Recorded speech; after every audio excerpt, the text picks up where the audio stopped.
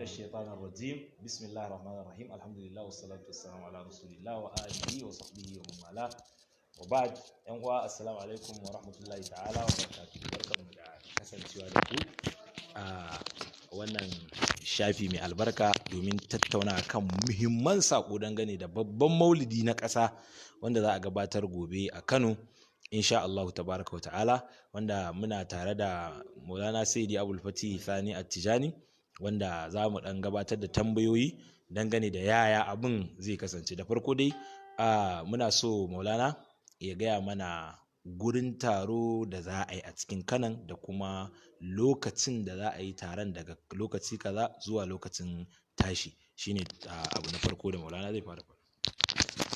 أعوذ بالله من الشيطان الرجيم بسم الله الرحمن الرحيم والصلاة والسلام على أشرف الأنبياء والمرسلين سيدنا ومولانا محمد وعلى آله وصحبه حق قدره ومقداره العظيم.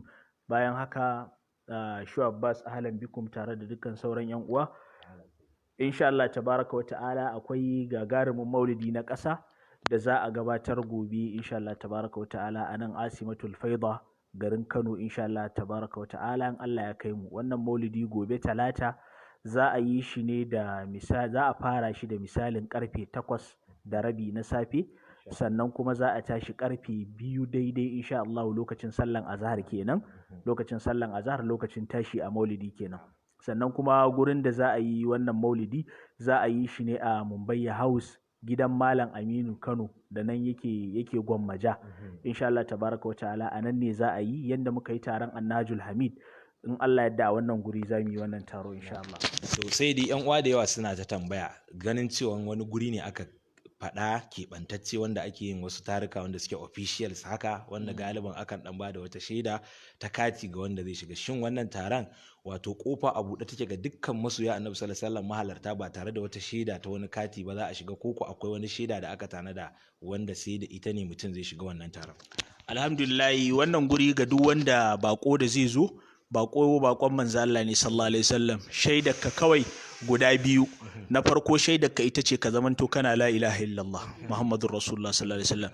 Na biyu ka zamanto masoyin manzon Allah sallallahu alaihi wasallam, kana maulidi. To in ka zo mana da wannan ticket guda biyu insha Allah ka samu kofar shiga.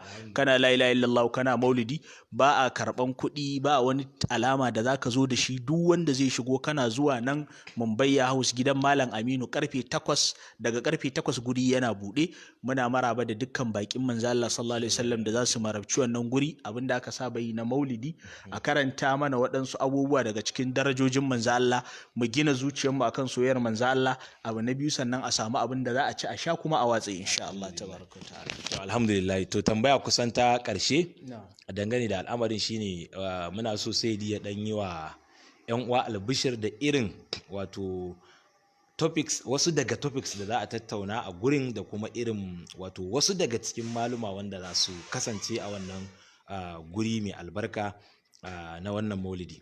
To alhamdulillah, lallai akwai manya-manyan malamai yan uwa waɗanda za su halarci wannan guri. Bayan su kuma akwai manya-manyan topics wanda suke mawdu'ai waɗanda idan ka zo gurin in Allah yadda za ka ƙaru sosai, saboda abu ne wanda za a yi su akan Annabi sallallahu alaihi wasallam.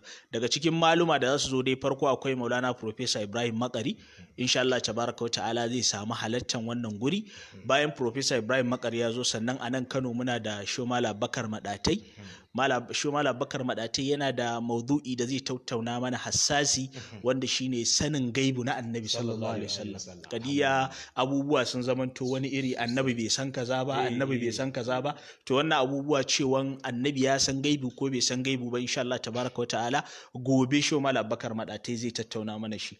Sannan daga cikin su akwai irin su wato su Saidi Munir Adam Koza, wanda shi kuma zai tattauna mana abin da ya shafi zamantakewar Annabi da iyalinsa alayhi salatu wassalam. Ya manzo Allah yake zama da iyalinsa, wanda wannan abu ne mai kyau, wanda yan uwa in sun ji za su dauki darasi mai girma a ciki, su ga irin wannan abu na manzo Allah da yake zama da iyalinsa. Sannan bayan wannan za a tattauna, akwai irin su Shehu Muhammadu Nasir, su Shehu Junaidu, su Shehu Burhanu, wanda za su tattauna qadiya kaman abin da ya shafi Muhammadu basharul lakal bashar, annabi mutum ne amma ba irin mutane ba sallallahu alaihi wasallam. Akwai mu'jizatir rasul, mu'jizozin manzon Allah sallallahu alaihi wasallam. Sannan akwai abin da ya shafi wato yanda sahabbai suke son annabi sallallahu alaihi wasallam. Sannan ga su Shehu Abbas Sadauki za su tattauna mana abin da ya shafi wato Allahumma salli ala sayyidina rasulillah, sun tafi din naku laula Muhammadin ma khuliqatid dunya wa ma fiha, da ba dan manzo Allah ba da Allah bai halacci duniya da abin da take cikin ta ba.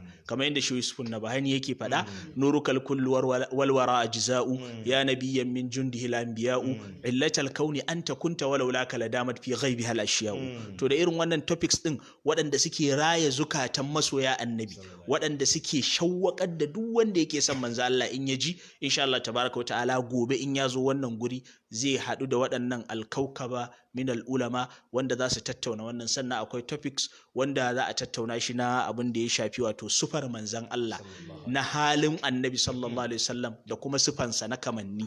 Duka a wannan guri za a tattauna shi tare da waɗannan malamai da kuka ji an ambata insha Allah tabaraka wa ta'ala. Sannan kuma kar a mance shi asalin waɗanda suka shirya wannan maulidi akwai wanda yake wato Alhaji Shamsuddin daga Alhaji Isiyaka gwamna na Gombe, wanda shi kansa muridin Maulan Musho Ibrahim ne radiyallahu ta'ala anhu.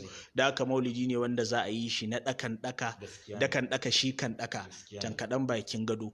Waɗanda suke almajiran Musho Ibrahim ne, masoya manzo Allah sallallahu alaihi wasallam, su ne suka shirya wannan maulidi. Kuma maulidin za a yi shi ne wato a sadaukar da ladansa hadiya ga mahaifiyarsu, Allah ya ƙara mata kusanci da annabi, ya yi mata rahama.